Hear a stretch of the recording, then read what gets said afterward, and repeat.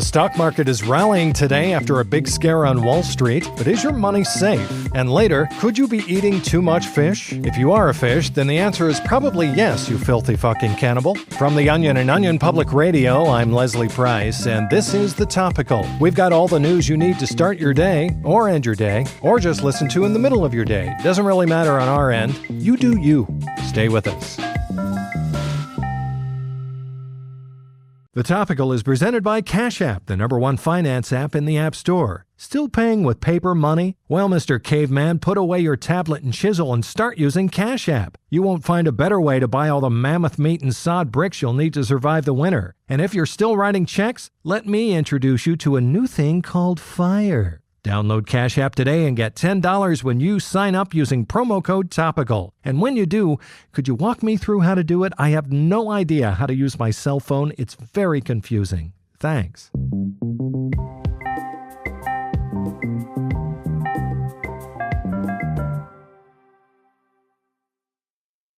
Good news on Wall Street today. The Dow is back up after plunging nearly 2,500 points since last Wednesday. The downtrend began last week after a stock trader jumped out of a high-rise window, sparking fears of an impending recession. Today, more information is coming in about that deceased trader who, as it turns out, was fortunately just having marital problems. Here with details is OPR financial correspondent Remy Berglund. Remy, this was a close call. It sure was, Leslie. After Goldman Sachs equity trader James Seifert splattered onto a Manhattan sidewalk last Wednesday, panic that he had killed himself to avoid an impending crash caused skittish investors to dump stocks and halt purchase orders. Selling intensified for nearly a week, culminating in Thursday's 1,200-point loss, one of the largest single-day drops in history. But luckily, it seems the trader did not have insider info on a looming bear market and instead was simply getting divorced. Here's Goldman Sachs spokesperson Lydia Myers-Delgado. Everyone assumed Seifert jumped after losing his last penny on a bad trade. But the truth is, he'd gone home the night before to find his house emptied and a note from his wife saying she couldn't waste another instant pretending she still loved him. But I want to assure investors that there is no need for alarm. The market has already corrected itself, and people who held their investments have fully recovered what they lost last week. This is good news for those of us who have aggressive portfolios. You can count me among investors who were concerned Seifert knew something we didn't about the market crashing. But how can we be certain he jumped just because of his personal life falling apart and not something more important? Well, according to Seifert's coworkers, his marriage had been in shambles for months. Some even mentioned several instances of sobbing phone calls heard from inside his office. That is a good sign. I also spoke with two Goldman Sachs traders who were close with Seifert. When I heard the news, I was so scared I couldn't even move.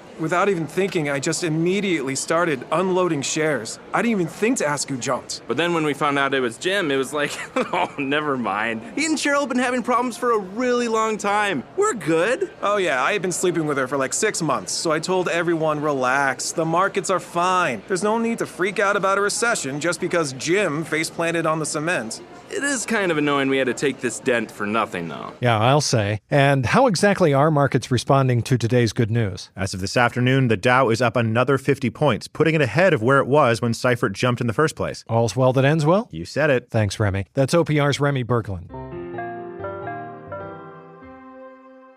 Concerning news coming out of the Mayo Clinic today, a new report conducted by their team of public health experts found that the number of Americans looking at their genitals and saying, that's weird, is on the rise in the United States. We're joined by OPR medical reporter Jenna Resnick, who's going to fill us in on these unsettling findings. Thanks for joining us, Jenna. Thanks for having me, Leslie. So just how widespread is this trend? Well, the researchers I spoke to said incidents of Americans unzipping their pants, looking down at their genitals, and saying stuff like, uh-oh, or that seems odd, has increased nearly tenfold since 1972. Now, up to 1 in 6 Americans have reported letting out a yikes upon viewing their bizarre-looking penis or vagina in the last year. And what led researchers to decide to study this phenomenon? I spoke to the lead scientist on the report, Tricia Willard, and this is what she had to say. We thought it would be an interesting subject to collect some data on, as we had received many reports of these types of cases. But it was only after actually doing the survey, however, that we realized there was a full-blown epidemic of people being perturbed when looking at their gonads. And what are the types of weird things these Americans were taken aback by? Anything, really. Bumps, marks, sores, lesions, weird coloring. Sometimes it's even just the way the genitals smell. Yeesh, that must be alarming. It really is.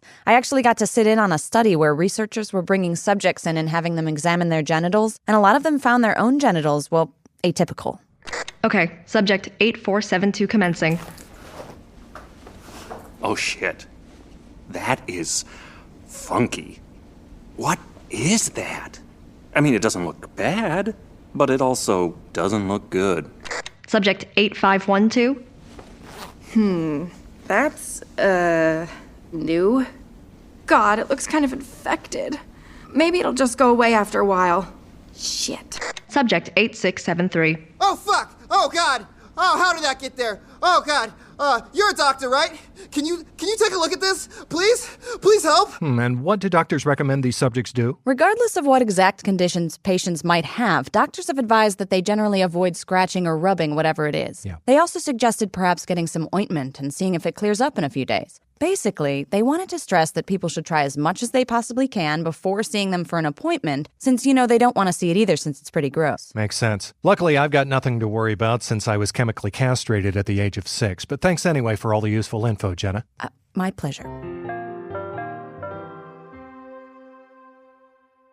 Is there something interfering with your happiness, or is something preventing you from achieving your goals? Do you find yourself feeling numb or experiencing intense anxiety sometimes for no apparent reason? Do you feel like maybe everyone you know hates you and thinks you're a fraud? Like maybe they're talking about you behind your back, laughing at you about all the stupid things you say and do? Do you wonder if they're all hanging out together right now and didn't invite you on purpose? Do you feel that way?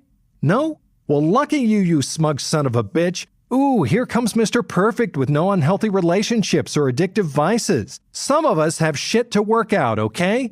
It's judgmental folk like you that make me thankful there's BetterHelp. BetterHelp will match you with your own licensed professional therapist so you can receive professional counseling securely and online. And with this special offer for Topical listeners, you can get 10% off your first month at BetterHelp.com/topical. That's BetterHelp, HELP/topical. And remember, everyone, you are not a fraud or a bad person. You are a good podcast host, and lots of people respect you.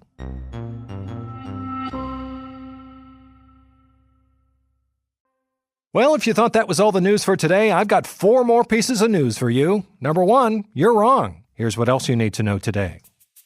The Department of Defense unveiled a brand new thing that shoots today. The shooting object reportedly cost $83 million and is capable of making people go bye-bye, as well as making some other bigger, more expensive things go boom.